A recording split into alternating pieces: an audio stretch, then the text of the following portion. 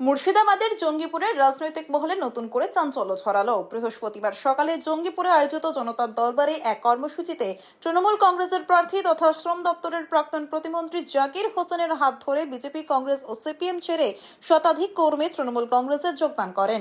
এদিন নবাগত কর্মীদের হাতে দলীয় পতাকা তুলে দিয়ে তাদের স্বাগত জানান জাকির হোসেন। তিনি দাবি করেন, রাজ্যের উন্নয়নের ধারা এবং মুখ্যমন্ত্রী মমতা বন্দ্যোপাধ্যায়ের কাজের প্রতি আস্থা রেখেই বিরোধী শিবিরের কর্মীরা তৃণমূলে যোগ দিচ্ছেন। নবাগতদের একাংশের বক্তব্য, পূর্বে বিজেপি ও কংগ্রেসে থাকাকালীন এলাকায় কোনো উল্লেখযোগ্য উন্নয়নমূলক কাজ করতে পারেননি। সেই কারণেই রাজ্যের উন্নয়নমূলক কর্মকাণ্ডে অনুপ্রাণিত হয়ে তারা তৃণমূল কংগ্রেসে যোগ দেওয়ার সিদ্ধান্ত নিয়েছেন। এই যোগদানের ফলে জঙ্গিপুরের রাজনৈতিক সমীকরণে নতুন মাত্রা যোগ হয়েছে বলে মনে করছে রাজনৈতিক মহলের একাংশ। জয়েন করলো আজকে শুনেন, বিজেপির মেম্বার, দপ্তর বুথ সভাপতি বিজেপির এবং মঞ্জুর ভাইয়ের নেতৃত্বে কয়েকশো পরিবার আমাদের মাননীয় মুখ্যমন্ত্রীর দুজন গ্রাম পঞ্চায়েতের বিজেপির মেম্বার জয়েন করেছে এবং তার সাথে কয়েকশো পরিবার জয়েন করেছে।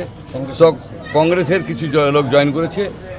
সমস্ত দল ভেঙে আসছে এই কারণে মাননীয় মুখ্যমন্ত্রী এলাকায় রাস্তাঘাট করেছে, লক্ষ্মী ভাণ্ডার দিয়েছে, যুবসাথী দিয়েছে এবং প্রচুর বাড়ি দিয়েছে। উন্নয়ন দেখে এবং মানুষের পাশে আমি 12 মাস আছি, তাই আমাকে দেখে এবং মাননীয় মুখ্যমন্ত্রীকে দেখে এবং মঞ্জুর ভাই যে এলাকায় কাজ করে তাকে দেখে আমাদের দলে আকৃষ্ট হয়ে তারা জয়েন করেছে।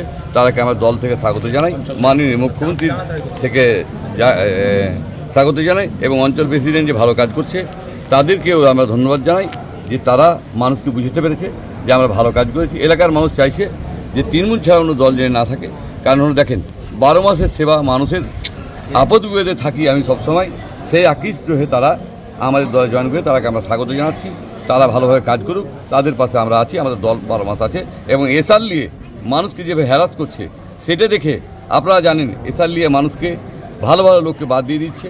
সেই কারণে তারা কোনো হিন্দু ভাইকে ডিল দেখিয়ে দিচ্ছে, কাকে মৃত্যু দেখিয়ে দিচ্ছে, মুসলিমরাকে বাদ দিয়ে দিচ্ছে এবং তারা আমরা সকলে এক থাকার জন্য তারা বিজেপি মেম্বাররা জয়েন করেছে, তারাকে আমরা স্বাগত জানাচ্ছি এবং কয়েকশো পরিবার জয়েন করলো, তাই আমি তাদেরকে স্বাগত জানাচ্ছি এবং প্রতিদিন জয়েন হবে। কারণ হলো আপনারা জানেন কংগ্রেসের আজ ক্যান্ডিডেট হয়নি এবং সিপিআই ক্যান্ডিডেট হয়নি, মানুষরা